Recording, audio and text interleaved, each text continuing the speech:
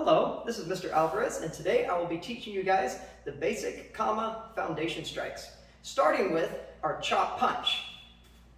Here's a follow along view. And facing you guys.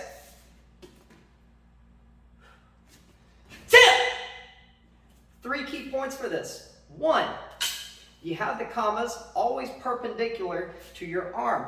When you finish any strike, sideways, punch, whatever, you never want to hook the kamas too far across. That's going to upset the whole foundation of the strike. All right? Now, if you're going for style points or you have some other unorthodox move you're trying to do, that's another thing. But in the context of basic strikes, you always want to keep your kama handles perpendicular to your arm. Second point, we want to start with kind of a loose grip when we're going into our strike. At the very end is when we punch. Any of you guys with rudimentary training of martial arts, really any kind, will most likely teach you the importance of squeezing and tightening that fist at the very end of a punch.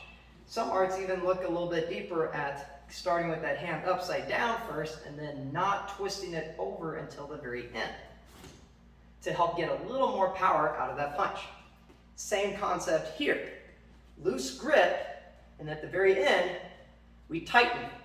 This helps give the kamas a bit of a poking effect, all right? Where you get a chance to see the blade right here, the point, kind of digging into its perceived target here. You can see it a lot better with the regular punch. As I start to go into it, the blade kind of holds back a little bit because of my loose grip, and at the very end, when I squeeze, then you see the point right here start to jab forward. And then finally, third point, stance change.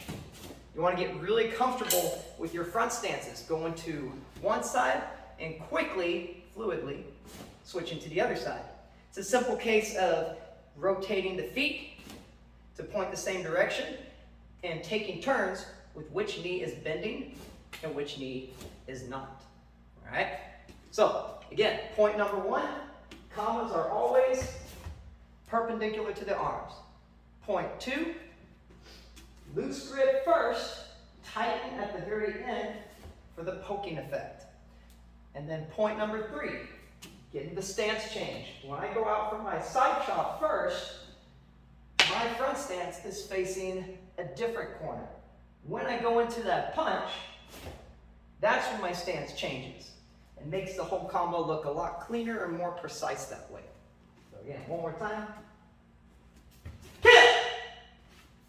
A little slower. Side chop, switch, punch. Now, moving on to the 7 cuts. There are 3 main points for this. First point is that these are 2 distinctive strikes. This is not a flourish of the wrist to come out in front of you and then go down.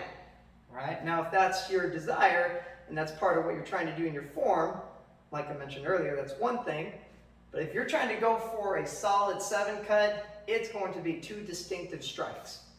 Point 2, you want to keep the wrist only turning from side to side. And incidentally, this is a good thing to keep in mind for the original combo that we worked on earlier, the side chop punch. This is going to help with us staying focused on exactly how our wrists move.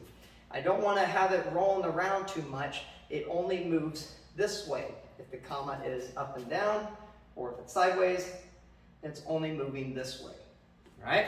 So when I do my 7 cut, this is the only motion you should be seeing with the wrist. The rest of the arm is doing the rest of the work. And then same thing when we go down for our 2nd strike. The wrist is only bending side to side right here. Third point, pull the hand that you're not using to your side. Now, people are able to figure that part out fairly easily with the side chop punch, no problem. But sometimes when you're just starting out, I've had some beginners that when they're doing their 7 cuts for the first time, they end up leaving this hand just kind of hanging out by their leg instead of pulling it to their side. So it ends up looking like this. They do their first 7 cut, 1, 2, and instead of pulling it to their side, it just kind of hangs there. Other hand, 7 cut, and by the time it's time to do something else, their hands aren't ready because they're both hanging out down here. First 7 cut completes, pull it to your side as the other one goes out. All right, so those are the 3 main points for 7 cuts. 1, 2 distinctive strikes. 1, 2. 2, wrists bend only this way. Up and down if your combos are up and down, side to side if your combos are side to side. Point 3, pull that hand that you're done using back to your side to make it look cleaner. So, for the first strike, I always find it best to allow that first strike to come all the way across in front of my opposite shoulder. Not in front of my face, not in front of the same side shoulder, all the way across to the opposite side shoulder. All the way here. That's what makes it look more complete. And then we go down for that low strike. And it kind of makes a number 7 shape. That's why it's called the 7 cut. 1, 2. And of course you follow all the same rules for the second side when you go into it. Cut all the way across so that it's in front of your opposite shoulder. And then turn, strike low. One more time. I'll demonstrate it facing you guys and then away from you. A little faster. Now facing the same direction as you guys. Follow along with me. 7 cut starting with the right hand. It starts up by your ear and then strikes across. And down. Other hand. Across and down. One more time. Those are the basic strikes. Now let's find a way to mesh them together for your very first combo. We have our side chop punch. We have our 7 cuts.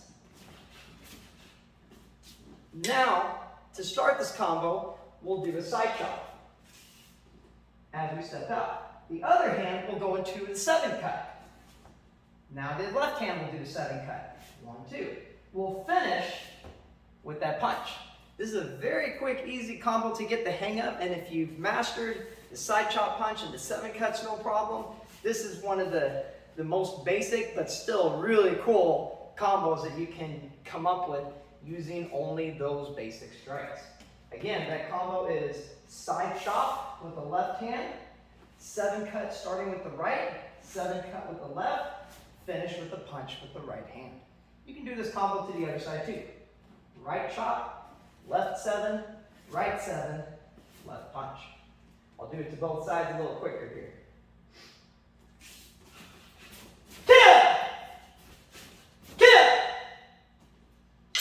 Thank you so much. My name is Mr. Alvarez, and those are your basic Kama foundation strikes.